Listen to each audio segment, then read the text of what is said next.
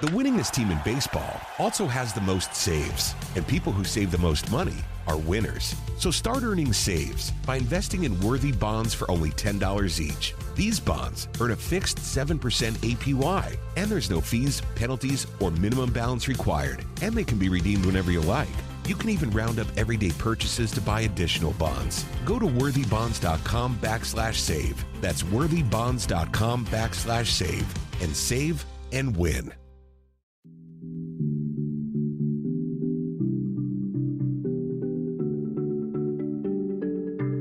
Welcome to Let's Talk About It with Janelle King. I am Janelle King. This is where we discuss kitchen table topics that are banned from family gatherings, but super necessary to maintaining a strong republic. And today we're going to talk about something pretty interesting, something that I kind of just found out about, but it's something that I really am fleshing out a little bit more because this has got to be talked about. So we're going to talk about China, and we're going to talk about how China is utilizing our U.S. surrogate program. A lot of people don't know about this, but I want to make sure that before we jump into that I give a backdrop on why this is so important. I want to make sure that people understand that our relationship with China is something that is just, it's not a talking point. It is something that we've got to pay attention to. So I'm honestly not that concerned about China in and of itself, as much as I'm really, really concerned about who is choosing to ignore China and China's influence. I want to make sure that we talk about what it does in the beginning portion of this show, what it does when we are ignoring China's influence and we're ignoring what they're doing. So I recently read an article, and I'll make sure I put this on the website, allthingsjking.com. But I recently read I read an article that mentioned a parent who allowed the Chinese Communist Party to maintain what they call supreme access, according to this recent lawsuit. So what they did was they allowed through TikTok, they allowed China to be able to go through TikTok and get supreme access to all their stuff.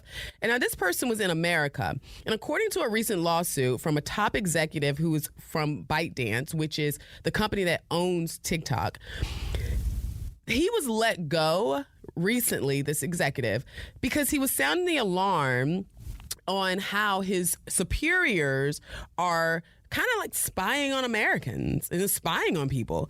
And he stated that ByteDance leadership knew that there was a special committee that was within the Chinese government that had a backdoor channel to access the U.S. user data, despite the company repeatedly denying it.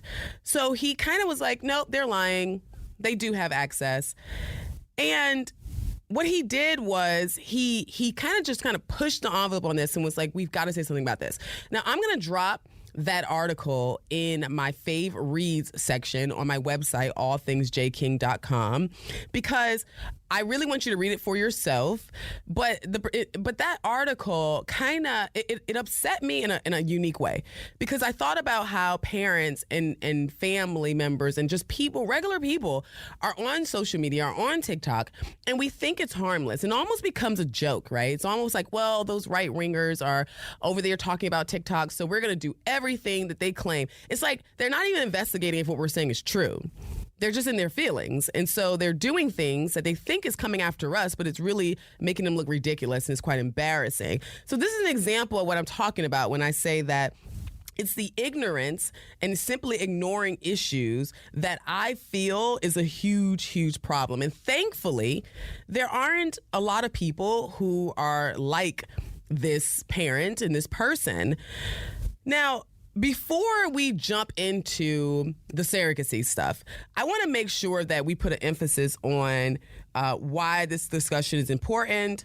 I want to make sure that we put an emphasis on why we are why I'm talking about this. And a lot of it's because of our younger generation. I don't think the younger generation fully understands what's happening when it comes to China. So I want you to ask yourself a question, right? Actually, a few questions, right? So I want you to ask yourself several questions. One, am I simply oblivious to what's going on? Am I someone who's just not involved, not there? Two, am I purposely ignoring what I see, hoping that life will go back to normal at some point, right? If I'm not involved, if I kind of push it to the side, the whole ignorance is bliss. Do I believe, another question, do I believe that all of this is just being blown out of proportion? That this is just a political stunt? It's all of us just kind of sounding the alarm because we are playing political games, and that everyone will see at some point that it's just not that serious. Another question. Am I one of those people who understands that America is a powerhouse and then honestly believes that nobody can take us down because of the size of our military and our influence? If you answer yes to any of those questions, believe me, you're not alone. There are a lot of people, I believe all people fit in a form of those questions, right? Like I think a lot of people kind of think through those things. And even if you're someone like me who is very involved in this, I have moments too where I'm like, okay, am I taking it a little too far? Have I been listening too much to my side of the aisle? Am I not being as balanced? And so I do question it sometimes. But then I do some research and I realize that I'm not far off. I think it's normal to desire to check out a bit. I think it's normal to want to be outside of the craziness. So and to focus on your life and achieving and doing things. And every time I get that feeling where I'm like, man, I really want to just focus on my life. I don't want to draw into this. Every time I get that feeling, I find myself having these moments where I realize that everything I'm working hard for, like my husband and I are looking at land. We want to buy some land that's outside of in rural Georgia. And every time I think about that and I get excited about it, I can't help but go back to this emotion of, but how long will I be able to enjoy this? Because I understand that our country is not that special. It's special to us, but it's not special when it comes to whether or not we will be attacked. Like we can be attacked just as much as any other country. We can fall just as much as any other country. And I have to always keep the main thing. But nothing positive occurs outside of that thinking. So I'm sorry, I'm inside that thinking. Every time you have a moment of wanting to disconnect, you have to understand that there's nothing positive that's going to come out of that. This is our home. America is our home. And I truly believe that ignorance is one of the greatest threats to our republic. It's people that's just feeling like I can sit back and act like it's not existing, act like it's not happening, and then somehow, some way, it's all going to work itself out. I think when it comes to China, I think most people know that TikTok and what the CCP has done when it comes to TikTok, I think people know that there is something connected to that. I think most people understand that the Communist Party has some type of connection to TikTok. But whether or not we want to believe it, I think sometime in our hearts we think that if we're just dancing and doing little dances, then that's nothing that they care about, so I'll just keep doing it. But what you're not thinking about is the fact that while we're over here doing little dances, their kids are understanding and being propagandized against us. So while our children are being dumbed down, and it feels like our children are the attention span, not just in our young people, but also in our grown adults. When we see our attention span starting to drop, that's not happening in China. So there is an attack that's happening on our country. And if we don't wake up to this, we're going to find ourselves in a very, very bad situation. I think few of us in America truly understand what communism is. And I think there's an even smaller group that understands how they attack. What are their attack tactics? Like, for instance, the Belt and Roads Initiative, which we're going to get into after the break. But there are things that China is doing that is very much so deeply connected to the strategies that were implemented during the Soviet Union time, during the Cold War. And I think we need to pay attention to this. because there is someone, and we're going to talk about this person, but there was a leader that my husband brought to my attention who stated that in so many words, and we'll get into what he said verbatim, but in so many words, he said that his goal is to take America down without firing a single bullet, without enacting our military. And if you have a country where when we think of war, we only see it through the eyes of our soldiers being on the front lines and through gunfire and bombs, when you start to see yourself in a position where that's the only way you understand war and warfare, you are putting yourself in a very dangerous position. Because at the end of the day, there's so much more that's connected to warfare. So after the break, I'm going to go deep into understanding the tensions between China and the United States. I want to give you some historical background on this. And this is mostly for people like my age. I'm a millennial. I'll be 40 next year. So there are people this is for the people that are around my age, a little bit younger. Because, I know there are people that are older than me who don't fully understand. But in a lot of ways, I feel like my husband's generation is a Gen Xer and the baby boomers. I feel like they have a better understanding about what's happening and what's going on. So I really want to go into the historical background between the tensions between the U.S. and China before we jump into this latest attack on our country. And then I also want to kind of give some insight into the Cold War. And I want to highlight some tactics that are utilized in order to impact our country.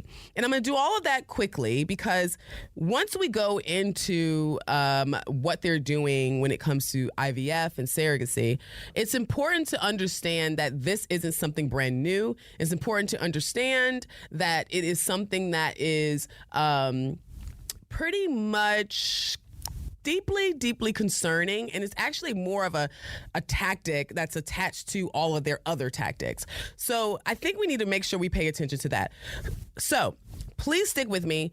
I gave you just a little bit of an introduction around this topic, but we're getting ready to go to break, and when we come back, we're going to dive deep into this discussion.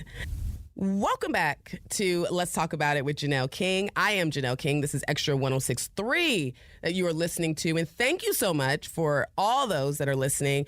I really appreciate it. And I really love your feedback. So if you want to get in contact with me, if you want to share some things with me, I'm one of those people where, of course, we can do the comment section and all that good stuff and social media. But if you want to shoot me an email, I love it when people shoot me emails and just kind of reach out to me. You can go to allthingsjking.com. That's allthingsjking.com. And you can chat with me. So here's the thing. So before the break, we kind of started talking about why this subject around China and their tactics against our country is so important. Now, I want to kind of dive into the background. I want to dive into understanding where the tensions between China and U.S. lie and where it came. The winningest team in baseball also has the most saves, and people who save the most money are winners. So start earning saves by investing in worthy bonds for only $10 each. These bonds earn a fixed 7% APY, and there's no fees, penalties, or minimum balance required, and they can be redeemed whenever you like. You can even round up everyday purchases to buy additional bonds. Go to worthybonds.com/save. That's worthybonds.com/save and save and win. It's March, and we all know what that means. College basketball. I know there are teams looking for a bump, but did you know that our friends at LGE Community Credit Union have a bump rate program for their CDs? If you have a CD with them and rates increase during the term, you have one chance to bump your rate, giving you the power to earn even more. Take it from a pair of 680 The Fan wives. Head to lgeccu.org to find out what makes LGE number one in Georgia. From and why are we here? So before I start discussing all of the tensions, I think it's important to note that there are some historical facts that we've got to lay out. So the relationship between the U.S. and China was shaped by a combination of historical events, geopolitical dynamics, and ideological differences. So those to me are the three core categories as to why we have these tensions. And to understand the tensions between China and our country, we have to go back to the mid-20th century. So following World War II, China went through a period of civil war, which eventually led to the establishment of the People's Republic of China under communist leadership in 1949. This moment marked a significant ideological divide between the United States, which was engaged in at the time we were engaged in the Cold War with the Soviet Union and China, as they aligned themselves with different political and economic systems. So that's kind of how all of this started happening, right? The China went through their thing, we were going through our things, and then it all kind of collided, and here we are. Now, throughout the Cold War, China and the United States had limited contact, and we were often at odds with each other. However, something happened in the 70s. So in the 1970s, the geopolitical landscape began to shift again. Recognizing that the potential benefits to improve relations, we, the United States, we sought to establish diplomatic ties with China. So we opened the door to building a relationship. And as a result of this led to President Richard Nixon's historical visit. He went to China in 1972, and it kind of normalized or created this normalization of relations between us and China. But as a result, it also opened us up to new economic opportunities between China and the United States. So over the following decades, China's economy underwent rapid growth. It just grew, it burst for the most part, and transformation. But it allowed them to become a major global player in the area of trade and manufacturing. And in return, the United States, we became increasingly reliant on Chinese goods. So you know how you kind of look on the back of everything and you see made in China? I remember growing up, I was born in the 80s, and I remember growing up in the 90s, and it seemed like everything that we were doing, purchasing, it seemed like it was all made in China. So all of a sudden that happened. And however, as China's economic power grew, so did its geopolitical ambitions. Well, that would make sense, right? I mean, it's like we're helping you become our number two in our competition, basically. I mean, obviously, you got to have relationships, and you want to have those relationships, but we kind of overextended our help. So as a result of that, they took advantage of it, which they should. I mean, that's what you do, right? They took advantage of it, and now they're in a position where they are very much so close to us as it relates to power. And here we are today. Now, China's assertiveness in regional disputes is a reason why we're also concerned about them. So what I mean by that is they are now involved in the South China Sea and its rapid military modernization. It's really raising concerns amongst a lot of neighboring countries as well as the United States, as well as us, right? Because now it's like they're branching out into other things. Now, keep in mind, remember what I said about war not being or no longer just being when you have, military people going to bat and fighting. So keep that in mind. So these developments that China implemented, coupled with a lot of their human rights concerns, the issues related to intellectual property theft, unfair trade practices, all of this contributed to the recent tensions that we're seeing right now between our two countries. And this led to both China and us engaging in a series of what I feel are just tit-for-tat trade disputes, imposing tariffs on each other's goods, as well as engaging in negotiations and to address economic imbalances and trade practices. So all of this kind of led us to where we are right now and the tensions that we're feeling right now. So before the break, I mentioned that my husband said something to me. He said that there was a leader who said that we will take America without firing a shot. What he actually said, what the full statement was, we will take America without firing a shot. We do not have to invade the U.S. We will destroy you from within. Now, who said that? Nikita Khrushchev. That's who said it. He was the former leader of the Soviet Union from 1953 to 1964, and he's often credited with implementing strategies that were aimed to weaken the United States without a direct military confrontation. So this is, and just so in case you miss his quote, I have to repeat it. He said, we will take America without firing a shot. We do not have to invade the U.S. We will destroy you, talking about us, from within. Well, what's concerning about this is that we truly believe, my husband and I just believe this in my heart, that China is implementing these exact, if not exact, very similar strategies. And I am seeing this happen.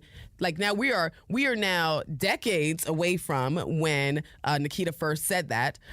But here we are, and we're seeing this implemented right now.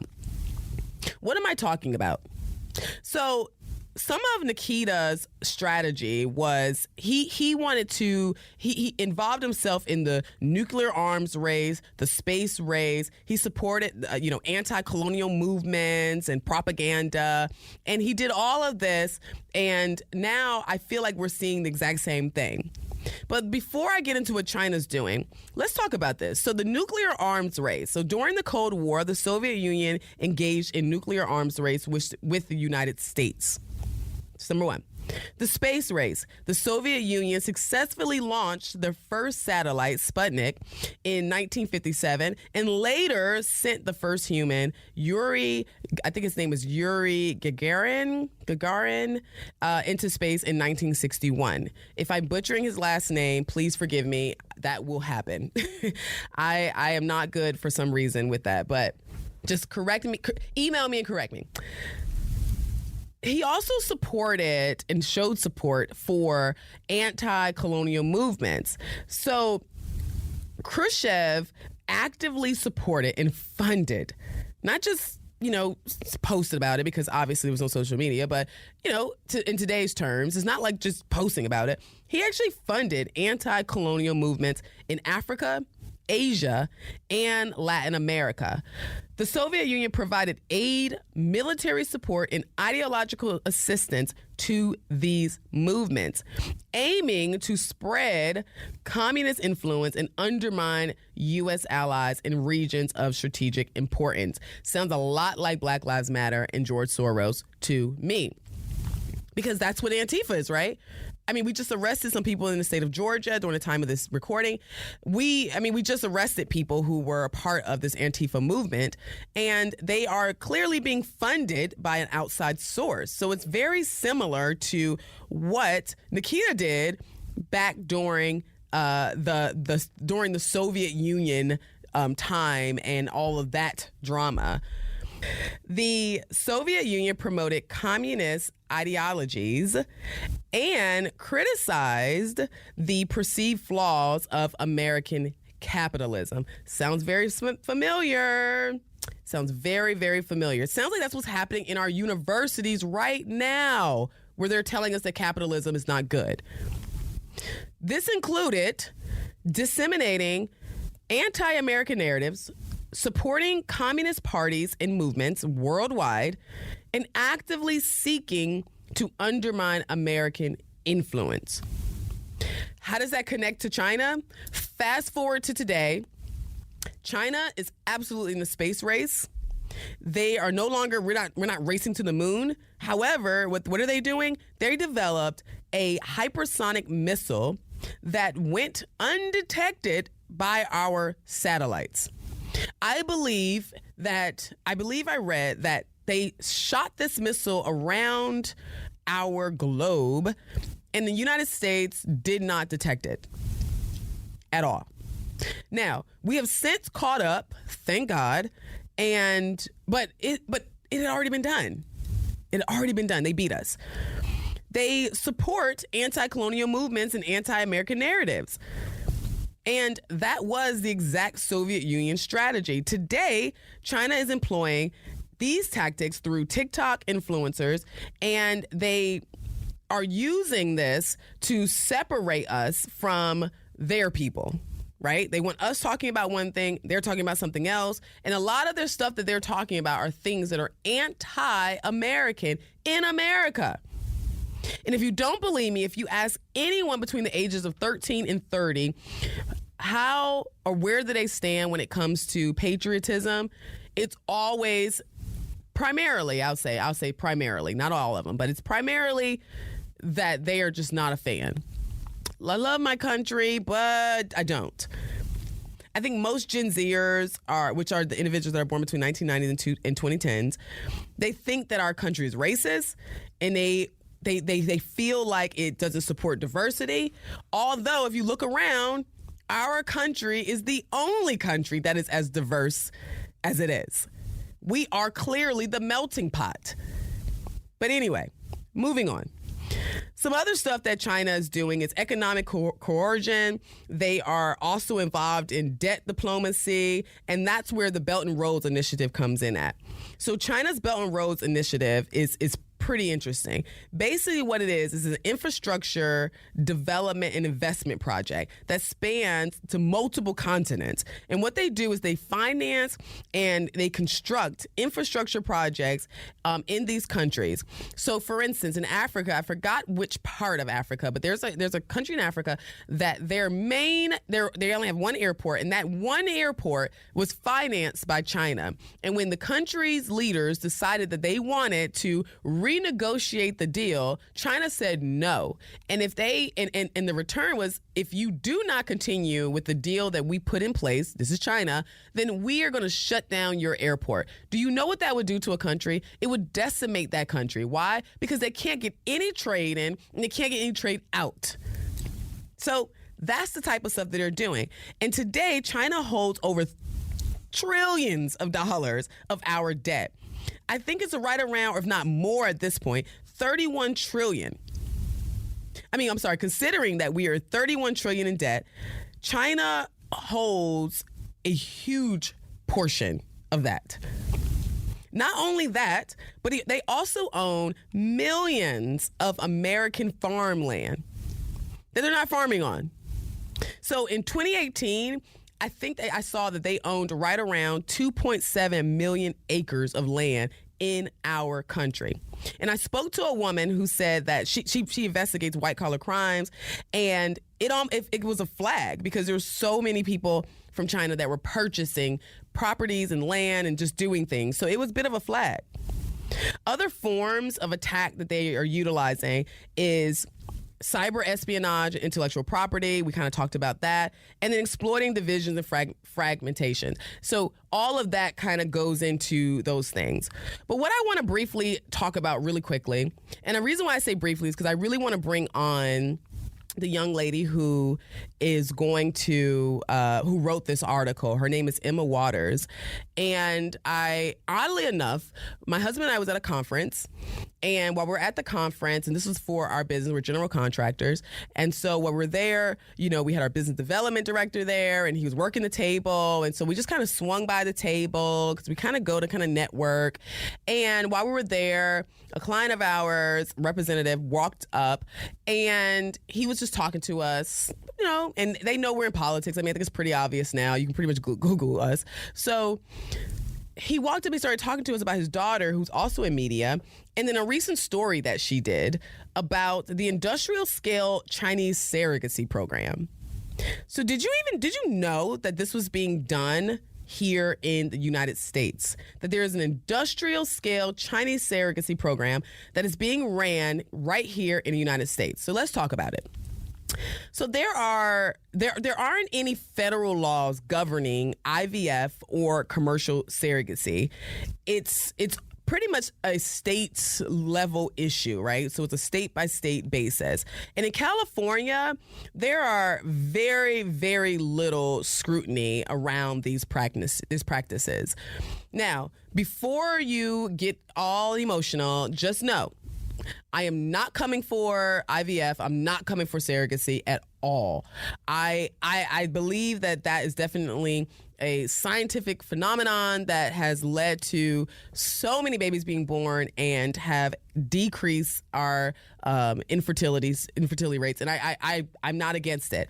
But what I am against is other countries using U.S. surrogates to birth their children. So I'm also against not having good regulation around this, having few laws around these practices. Researchers found that California has become an intentional hotspot for commercial surrogacy, and that wealthy Chinese are taking advantage of this. The article I read was written by Emma Waters, and she outlines that the Chinese surrogacy game that is opening the door to have these children, their children, born in the United States. So apparently, since 2013, Chinese nationals have moved from the traditional birth tourism. What is that? So the traditional birth tourism it's basically where a woman would come to the United States with the intention of having her baby born here. And now they're using American surrogates to bear their children. So the whole process is being changed. Today, China is one of the biggest clients of American assisted reproductive technology, costing upwards to $300,000 per child. So let's think about this, right? So there was a time where if you wanted to, and for China, I mean, this is for China because it's still happening, but where if you want to have a baby here in America, you would be pregnant, you'll get pregnant in China, you'll come over here, you'll give birth here. And that process was like extremely costly. It was extremely, it was just a lot, right? It's a lot of red tape around that. But no, today, you can just pay your money and you can now have a baby with using American surrogate. And we're going to get into what that means and why that is the case, like why this is important. But before I note that, I have to say this. While we're allowing all of this to happen here in America, while we are supporting this, particularly coming out of California, and while California is the international hotspot for commercial surrogacy, guess what? Commercial surrogacy is illegal in China. Isn't that interesting? So they come over here to do the very thing that they ban in their country. You can't bring sperm, you can't bring eggs, you can't bring embryos into that country. It is against their law. What is going on? Why is America acting so weak? I think that's the thing that upsets me the most, is I'm just like, are we or are we not the powerhouse of this world? Are we or are we not America? Come on, what's happening? So the article that I read, like I said, it's very, very disturbing. And I'm working on getting Emma to come on the show because I really, really want her to go deep into what this is. I have a lot of questions actually, and I'm not afraid to ask them. But I have a lot of questions around this. But this also got me thinking about something else. It got me thinking about dreamers, and I think I'm going to do a show on dreamers. And dreamers are their children who were born in America. Their parents were illegal, but there is a cutoff as to who actually constitutes a dreamer. But even with that, there's a large group of people who are here, young people who are here, that are participating in our daily activities. They were born here, right? And so with that being said, I feel like, we're fighting against dreamers. There are a lot of people who feel like dreamers should go back to the countries where their parents were, where they were conceived, but not necessarily born. But I'm like, why are we not cracking down on the China surrogacy program? Because that's also a huge problem. And becoming a part of the surrogacy program, it means that when you're born here, when that baby's born here, that baby gets a social security number, they get to have access to our education. And I think after a certain number of years, their parents can now become citizens as well. So think about this, right? We have parents in China who are hiring American surrogates to give birth to their children, and their children are getting the same access as every other American child, and we can't stop it. I don't know. I think that's a problem. I think it's a huge, huge problem. Well, after the break, I'm going to talk about what we should do. And I want to talk a little bit about messaging to Gen Zers. I want to talk a little bit about how do we talk about this? How do we message this whole China conflict? And where do we go from here? Welcome back to Let's Talk About It with Janelle King. I am your host, Janelle King, and you're listening to Extra 106.3. And if you're joining me for the first time, don't you worry.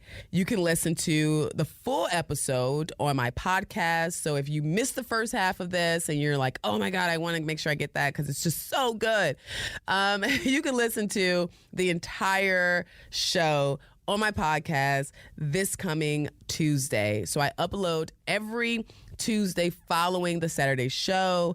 And if you're a reader, I am working on transcribing my podcasts and my radio shows because I want to make sure that everyone has access to it. And I will be uploading that on the Peach Pundit. That will drop as well on Tuesdays. So if you are interested in all of that, you can go to my website, allthingsjking.com, and you'll be able to grab the links to listen, read, everything. My fave reads are there. So the articles that I talk about on this show will be there so you can read the full thing for yourself. I have a pet peeve.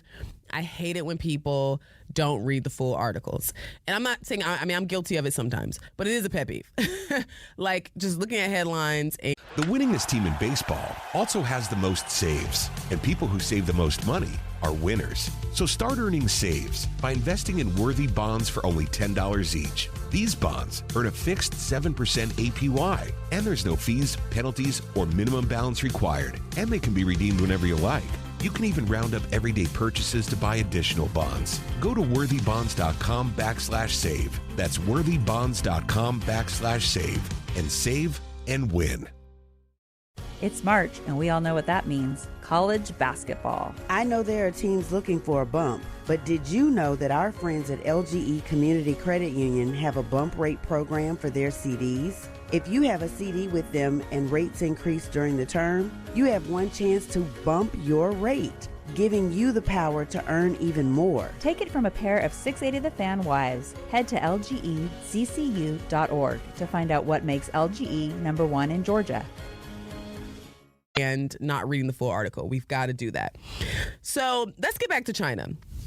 I want to make sure I emphasize why we need to take this China threat seriously. Before the break, we talked about the surrogacy program. We talked about the Belt and Roads Initiative. We talked about how they're influencing our conversations through TikTok. They are very much so in this. But most importantly, if you don't get anything out of this, I want you to walk away with a renewed mindset around warfare. I don't want you to see military action as the only form of warfare, because we are most certainly at war with China and other countries, but mostly China. And taking the China threat seriously and avoiding ignorance is super, super important. It's super important for several reasons.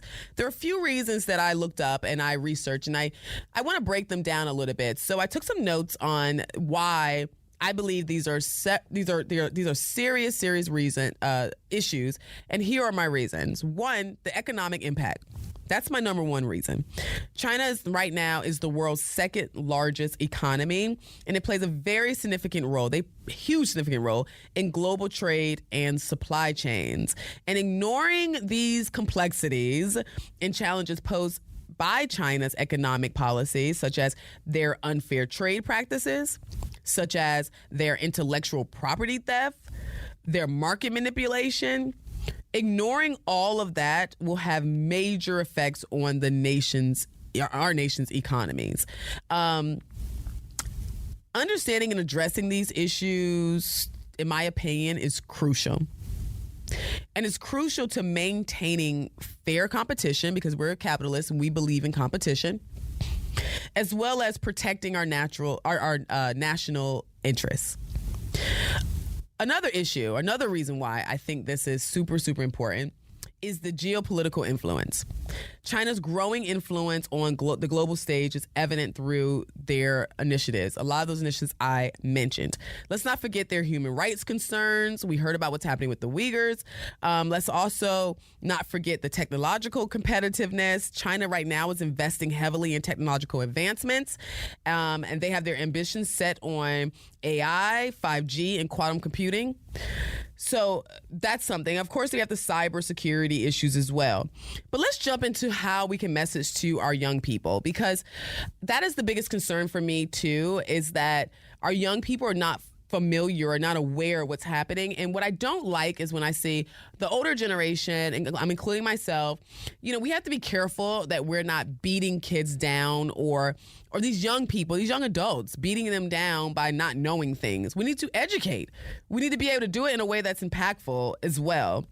So when discussing these tensions between China and the United States with the Generation Z population, I think it's important to stress the significance of understanding the cultural context and providing concrete examples. Our Generation Z is a different group. As a millennial, we came in hot as well, and everybody had a lot to say about us too.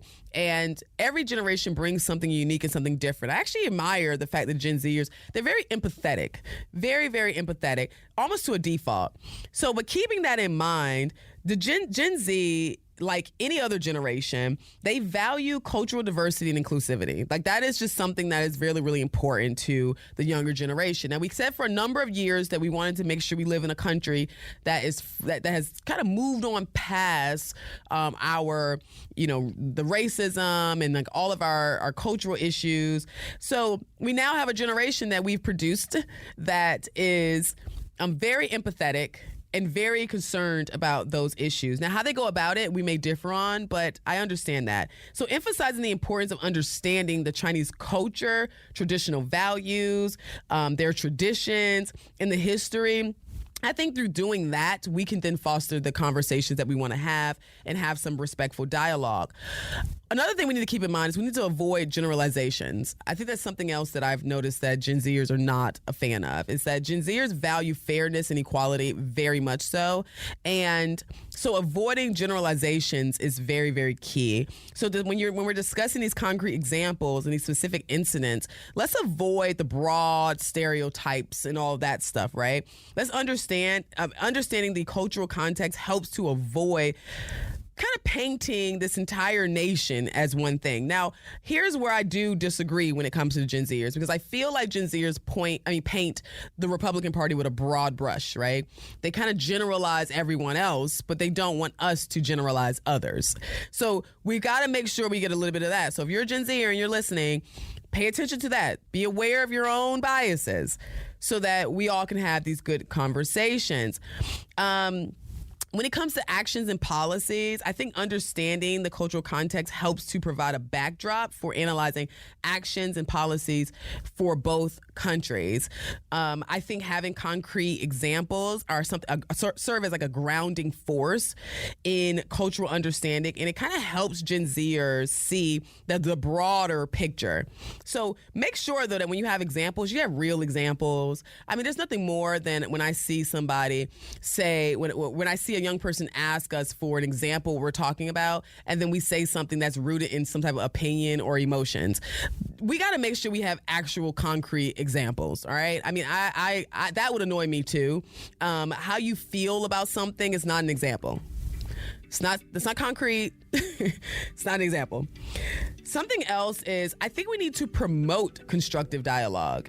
Now, I sat on a panel once and I sat through a host of just conversations with the liberals, and I didn't say anything. The moment I got on the stage, I saw a lot of Gen Zers get up and walk out. They didn't even want to hear what I had to say simply because I was connected to the Republican Party. We've got to stop doing that. If you're a young person, you're listening to me, you've got to be open to hearing something that's against what you believe, because that's the only way that you're going to develop your thought process and hone your skills in your argument. Doesn't mean you have to believe what I believe, but you do need to hone those skills.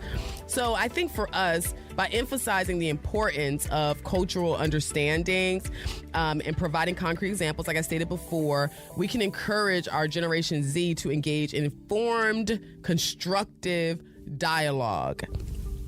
And this approach, I believe, will help us to critically evaluate these complex issues. I think it would allow us to be able to really kind of talk into these things. So that's what we have today. Oh my God, this show went by so fast. And I am like, man, I could talk about this forever.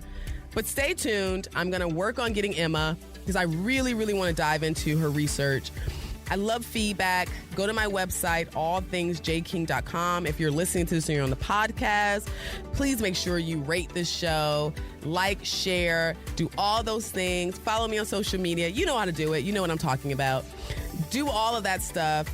Thank you for talking about this with me. We've talked about it. Now you go talk about it. Thank you for listening. The winningest team in baseball also has the most saves, and people who save the most money are winners. So start earning saves by investing in worthy bonds for only $10 each. These bonds earn a fixed 7% APY, and there's no fees, penalties, or minimum balance required, and they can be redeemed whenever you like. You can even round up everyday purchases to buy additional bonds. Go to worthybonds.com/save. That's worthybonds.com/save and save and win. Spring is here and baseball is back.